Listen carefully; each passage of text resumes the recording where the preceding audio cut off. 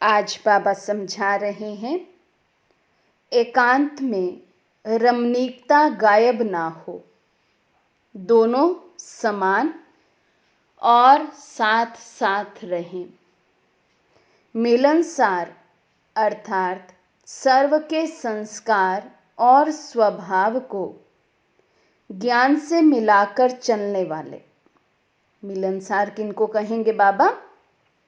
जो सभी के साथ मिलकर चले, सभी का स्वभाव संस्कार भल अलग अलग हो लेकिन मिलनसार हो, मिलकर चले। तो बाबा कहते एकांत प्रिय बनना माना ये नहीं कि मिलने से दूर रहना। कई बारी बच्चे ये भी माया में आ जाते हैं कि अब तो हमें किसी को बुलाने को मन नहीं करता, किसी से मिलने को मन नहीं करता। लेकिन बाबा कहते ये भी बैलेंस नहीं है, ये भी ज्ञानी तू योगी तू आत्मा का कर्तव्य नहीं है। क्योंकि किसी को मिलेंगे नहीं तो वाइब्रेशन भी कैसे पहुंचेगा, बाबा का संदेश भी कैसे दे सकेंगे। लेकिन फिर भी बाबा कहते एक बैलेंस, मिलनसार होने में भी बैलेंस चाहिए। उसमें हम अपनी एकांत को ना छोड़ें, अंदर से एक के अंत में हम रहें। तो बाबा कहते एकांत प्रिय बनना माना ये नहीं कि मिलने से दूर रहना। कोई भी बात आती कोई भी बात अति में अच्छी नहीं होती। एक गुण तूफान मिसल हो, दूसरा मर्ज हो तो अच्छा नहीं। हाँ, या तो एकांत में ही बिल्कुल चले जाएं और या फिर ऐसे मिलनसार हो कि एकांत और रूहानियत उसमें से गायब ही हो जाए। तो बाबा कहते दोनों का बैलेंस नहीं रहे, कोई एक गुण है, दोनों ही गुण, मिलनसार भी और एकांत प्रिय होना भी, दोनों ही गुण है। लेकिन दोनों गुणों का भी बाबा कहते बैलेंस होना बहुत जरूरी है, इसलिए दोनों का बैलेंस रहे। फिर बाबा कहते दूर देश व अपने स्वीट होम में जाने के लिए विस्तार को बिंदी में समाकर एकांत प्रिय बनने का अभ्यास करो। क्योंकि हमारी यात्रा सिर्फ इस दुनिया की नहीं है, बल्कि हमारी यात्रा है पार ब्रह्म में जाने की। लास्ट में वहीं जाना है।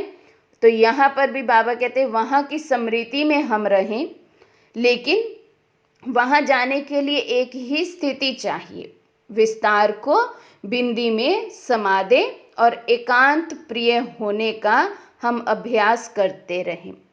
तो इसके लिए समाने की और समेटने की शक्ति आवश्यक है। लेकिन इसमें भी हमें जज करना है, क्या मुझे समाना है और क्या मुझे समेट लेना है। तो समाना और समेटना दोनों शक्ति की बाबा कहते आवश्यकता है, अगर हम विस्तार को बिंदु रूप में समाना चाहते हैं। तो डबल लाइट के उड़न आसन पर स्थित हो एकांत में चले जाओ। मिलनसार बन सेवा के साधन भी अपनाओ, नए नए प्लान्स भी बनाओ, लेकिन किन्हीं कारणों में रस्सी बांधकर नहीं रखो। कोई भी किनारा बाबा कहते ऐसा ना हो जिस पे रस्सी बंधी हो और हम वहीं बंध जाएं, बल्कि हम कैसे हो, डबल लाइट हो, सदा उड़ती कला का अनुभव करने वाले हो। उड़न घटोले के आसन पर बाबा कहते डबल लाइट का ये आसन हमारा बन जाए, ये स्थिति ही आसन बन जाए और हम सदा उड़ते रहें। भल सेवा करने के लिए जैसे बाबा कहते अपना फरिश्ता स्वरूप धारण करो, इस भूमंडल पर आओ, कार्य व्यवहार में आओ और फिर एक सेकंड में पार ब्रह्म परम धाम में चले जाओ। तो इस अवस्था के लिए बाबा कहते हैं दो शक्तियों की आवश्यकता है, समाने की शक्ति और समेटने की शक्ति। फिर बाबा कह रहे हैं एकांत प्रिय बन मन और बुद्धि को दृढ़ता से एकाग्र करना ही सच्ची तपस्या है। तपस्या की एक्सप्लेनेशन बाबा आज दे रहे हैं। क्या है? एकांत प्रिय बन मन और बुद्धि को दृढ़ता से एकाग्र करना, कि एक स्थिति या एक स्वमान जब हमने धारण कर लिया मन में कि मुझे अब चाहे वो आधा घंटा है, चाहे 1 घंटा, चाहे 5 मिनट ही है, लेकिन इस स्वमान में, इस स्थिति में मन और बुद्धि को पूरा एकाग्र कर मुझे बैठना है। ये है तपस्या। एक में जब हम स्थित हो जाएं, वो एक स्वमान भी हो सकता है, एक स्थिति भी हो सकती है।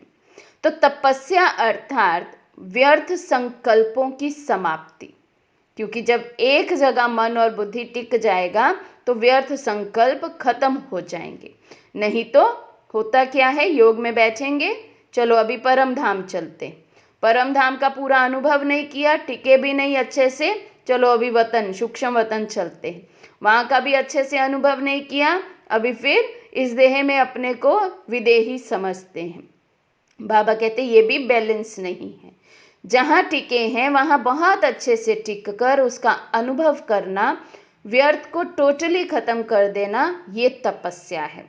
इस समाप्ति से ही संपूर्णता आएगी। व्यर्थ की समाप्ति से ही बाबा कहते संपूर्णता आएगी। एकांत प्रिय बन तपस्या की योग अग्नि में अपनी कमजोरियों को भस्म करो। हमारी कमजोरियां कब खत्म होंगी? जब बाबा कहते एकांत में हम तपस्या करेंगे। एक ही किसी भी स्थिति, किसी भी स्वमान में अधिक समय जब हम टिक कर रहेंगे, हमारी एकाग्रता बढ़ेगी, व्यर्थ खत्म होगा, तो बाबा कहते आप सच्चे तपस्वी बन सकते हैं। तभी हम बीज रूप का भी अनुभव कर सकते हैं और तभी हमारे विक्रम भी विनाश होंगे। तो इसलिए आज हम अपने में जरूर चेक करें, समाने की शक्ति, समेटने की शक्ति कितनी आई है, और हर चीज में बैलेंस है। अगर मिलनसार हैं तो ऐसा तो नहीं कि मान लो हम किन्हीं लोगों से मिल रहे हैं, लौकिक में व्यवहार में आ रहे हैं, तो हम ये भूल ही जाएं कि हम आत्मा हैं, हम ये भूल ही जाए कि हम इतनी ऊंच पढ़ाई पढ़ते हैं, एकांत प्रिय होना ही भूल जाएं। तो नहीं, बाबा कहते ऐसे नहीं। और ये भी नहीं कि एकांत में चले जाएं तो किससे मिलना बोलना ही छोड़ दें, वो भी बैलेंस नहीं है।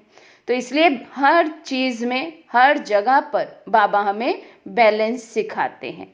तो इस बैलेंस को भी आज हम चेक करें, कितना हम बैलेंस में रहते हैं, कितना अपनी शक्तियों को यूज करते हैं, और कितनी अपनी श्रेष्ठ स्थिति में हम एकाग्र होकर तपस्वी मूर्त बने हैं।